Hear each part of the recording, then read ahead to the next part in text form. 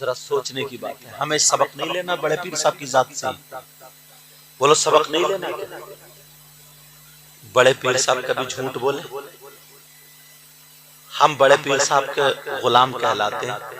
غلام ہو سکتا ہے جھوٹ بولنے والا؟ اب یہ مفتی صاحب فتویٰ تھوڑی دے رہے ہیں، یہ تو تم ہی فتویٰ دے رہے ہو. سوچنے کی بات ہے. کبھی پوری زندگی میں شریعت کے خلاف بڑے پیر صاحب کا قدم نہیں اٹھا. اور میں تو ان پیروں کو کہتا ہوں اللہ معاف فرمائے جو نمازیں نہیں پڑھتے ہیں، وہ تو پیر کیسا ہوئی؟ بڑے پیر سے بڑا پیر ہے تو. عورتیں کم وقت پاؤں دبا رہی ہیں.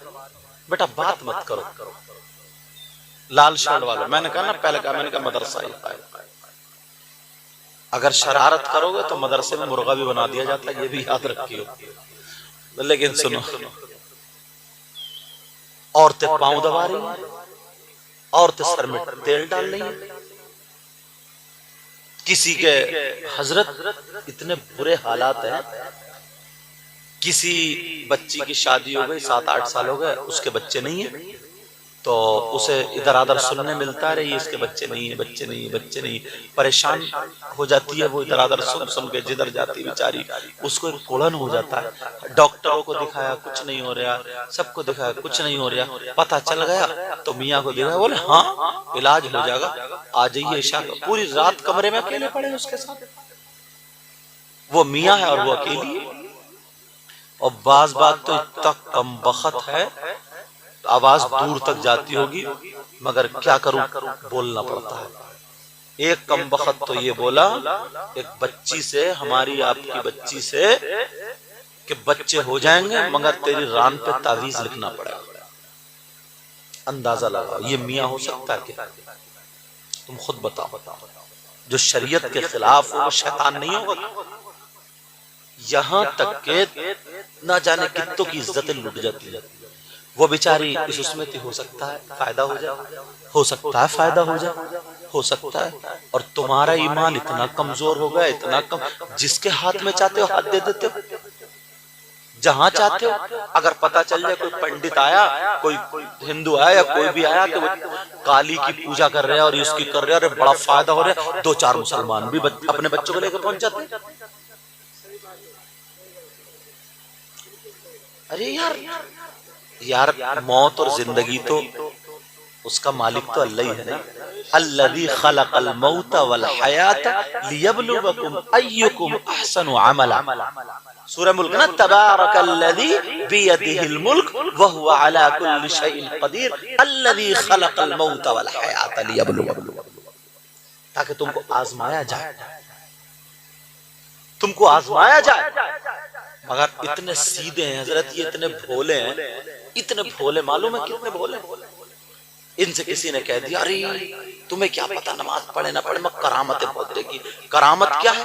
کرامت یہ ہے اس نے ایسا کرا، بولے اس کے 2-4 پٹو ہیں نا، پٹو وہ چمچے وہ رہتے ہیں، بولے چل کرامت دکھواؤں. بولے میاں حضور یہ لوگ آئے نا، یہ مٹھائی کھانا چاہ رہے ہیں. بولے اچھا وہ بھگونا اٹھا، دیکھ اس میں دھو کے لا، نہیں ہے لے میرا کپڑا، نظر بندی کر دی، مٹھائی آ گئی اس میں. اب جتنے 10-12 تھے وہ سب کو سب اسی پہ عاشق ہو گئے.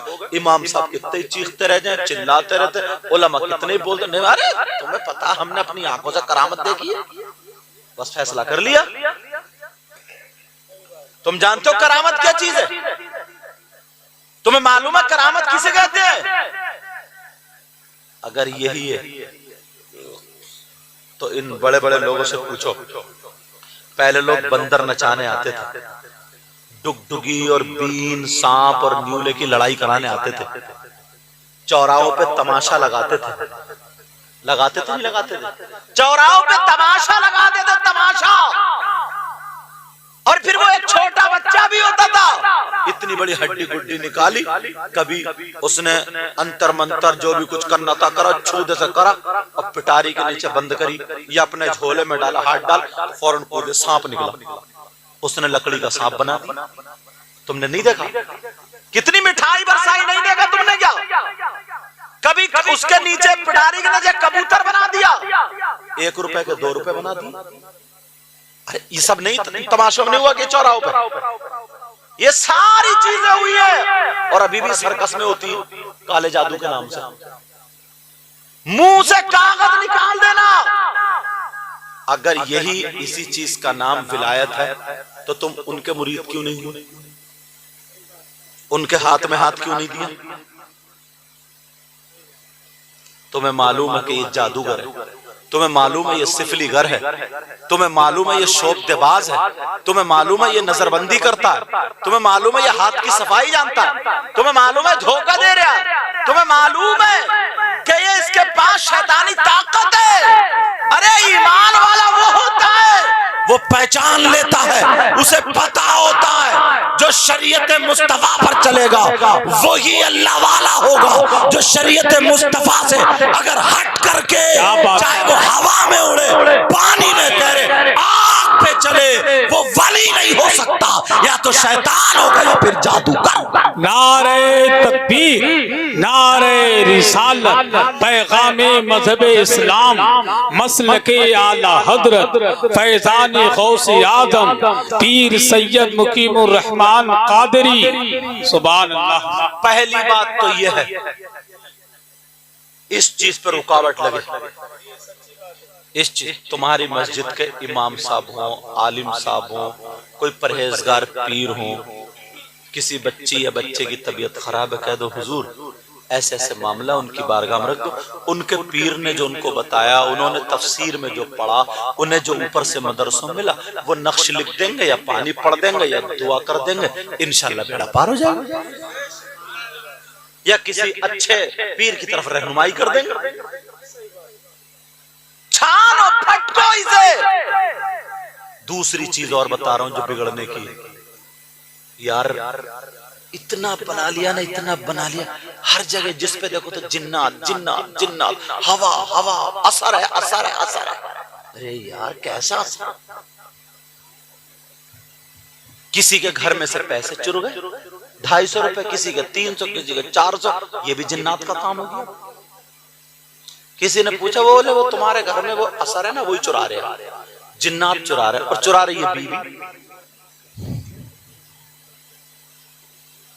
یا کوئی بچہ چرا لے، اور نام لگایا جا رہا ہے جنات کا. جنات کیا کریں گے پیسوں؟ انہیں بریانی کھانی، گاڑی خریدنی ہے، پلاٹ خریدنا، انہیں سونا چاندی خریدنا، شادی میں جہیز دینا لینا. پیسے کی کیا ضرورت ہے؟ وہ تو 1 منٹ میں کہیں سے کہیں. یار اتنی عقل تو تم بھی رکھو نا. 3 روٹی کھا رہا، 1.5 کی عقل رکھو.